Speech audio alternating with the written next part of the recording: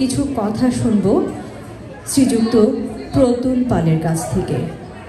আমরা মঞ্চে ডেকে নিচ্ছি দুর্গাপুজো নিয়ে বা পুজো নিয়ে কিছু কথা বলার জন্য প্রতুল পালকে।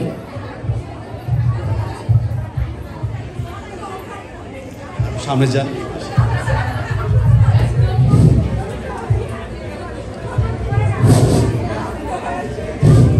আমরা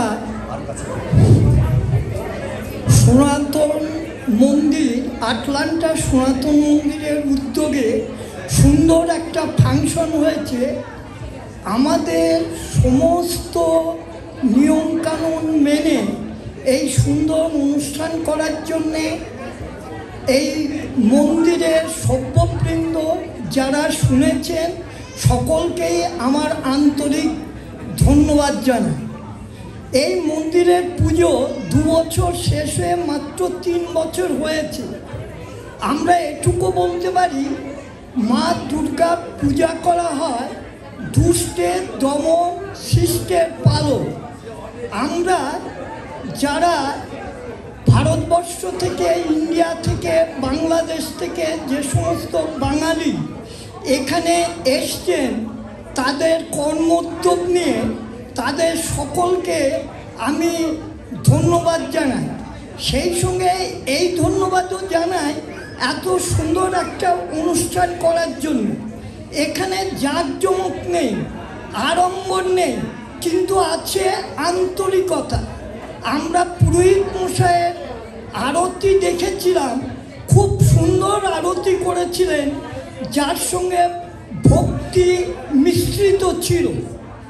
আমি একটা কথাই বলবো, আমাদের গীতার যে কথা বলা হয়, যদা যদাই ধর্মস্য গ্লানির ভবতি, বাংলার এই রবি ঠাকুর, আমরা এখানে দুটো সুন্দর মূর্তি দেখছি, রামকৃষ্ণদেব, বিবেকানন্দ, রবীন্দ্রনাথ ঠাকুর। রবীন্দ্রনাথ ঠাকুর গীতার সেই শ্লোককে বঙ্গানুবাদ করেছে, যখন যখন ঘটে ভারত অধর্মের গ্লানি, ধর্মের অভ্যুত্থান, আপনাদের সিজি আমি পরিত্রাণ সাধুদের, বিনাশ দুষ্কৃতদের, করিতে সাধন, যুগে যুগে করি আমি জন্মগ্রহণ। আমাদের বিবেকানন্দ ইন্ডিয়া থেকে এসে 1894 সালে এই আটলান্টারই নিকটবর্তী শহর শিকাগোতে আমাদের সনাতন হিন্দু ধর্মে বিজয় কীর্তন উড়িয়েছিলেন। তার মূল কথা ছিল, যথা ধর্ম তথা যত মত তত পথ। আবার আমরা যদি প্রাচীন ভারতবর্ষে ঐতিহ্য দেখি, গান্ধারী সেই কথা, যথা ধর্ম তথা জয়। দুর্যোধন যখন আশীর্বাদ নিতে গিয়েছে, তিনি ভারতবর্ষে সেই পুরাতন ঐতিহ্যটাকেই তুলে ধরেছে, যথা ধর্ম তথা জয়।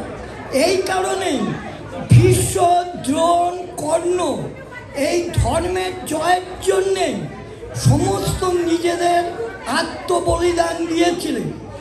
আমরা রবি ঠাকুরের কথাও বলতে পারি, এসে ব্রাহ্মণ, সূচি করি মন, ধরো হাত সবাকার, এসে অতি কর অপনি, সব অপমান ভাট, মায়ের অভিষেক, এসে এসো তরা, হয়নি যে মঙ্গল ঘট ভরা, এই ভারতের মহামানবের সাগর তীরে।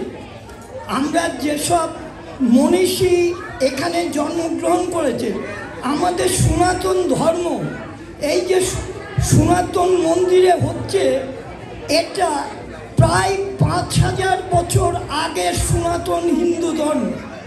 আমরা যদি ইতিহাস দেখি, রামায়ণ রচিত, মহাভারত রচিত হয়েছে প্রায় 1400-1500 খ্রিস্টপূর্বে। মহাভারত তারও আগে রচিত হয়েছে রামায়ণ, তারও আগে এই হিন্দু ধর্ম। আমরা গৌতম বুদ্ধকে জানি, গৌতম বুদ্ধ 2500 বছর পূর্বে জন্মগ্রহণ করেছিল। তারও আগের থেকে আমাদের এই হিন্দু সনাতন ধর্ম, আমি বলবো এই অল্প দিনের মধ্যে এই যে সনাতন মন্দির আটলান্টা এই সুন্দরভাবে পুজো করেছে, আড়ম্বর নয়, আছে আন্তরিকতা, আছে সকলের আন্তরিক অভিবাসন। সেই কারণে এই মন্দিরের কর্তৃপক্ষে আমরা ধন্যবাদ জানাই। সেই সঙ্গে বলি কেন দুর্গা পূজা হয়, দুষ্টের দমন এবং শিষ্টের পালন। মা দুর্গা যখন অসুররা খুব বলশালী হয়েছিল, তখনই ইন্দ্র এবং অন্যান্য দেবতা মা দুর্গাকে পাঠিয়ে একে হত্যা করেছিল, অসুরকে। আমরা এইটাই বলতে পারি, দুষ্টের দমন, হিংসার দ্বারাই, হিংসাকে জয় করতে হবে। এটাই আমাদের মহাভারতে অর্জুনকে কৃষ্ণ এই উপদেশই দিয়েছিলেন। আমরা তো সকলকেই মেরে রেখেছি, তুমি যুদ্ধ করো, এই অন্যায়ের বিরুদ্ধে তোমাকে যুদ্ধ করতে হবে এবং জয়লাভ করতে হবে। আমি আর বিশেষ বর্ধিত করব না, সকলকে আন্তরিক ধন্যবাদ জানাচ্ছি এবং সেই সঙ্গে সনাতন মন্দির কর্তৃপক্ষকে আন্তরিক ধন্যবাদ জানিয়ে যারা এতক্ষণ ধৈর্য সহকারে শুনেছেন সকলকে ধন্যবাদ জানিয়ে আমি শেষ করছি।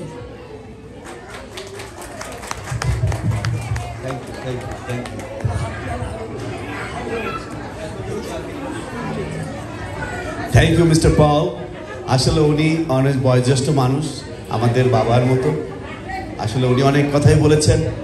আমি সর্বশেষে বলতে চাই, আজকে আমাদের অনুষ্ঠান এখানেই শেষ হলো। জানি না কতটুকু ভালো লেগেছে আপনাদের, তবে আমি বলি কিছু কথা।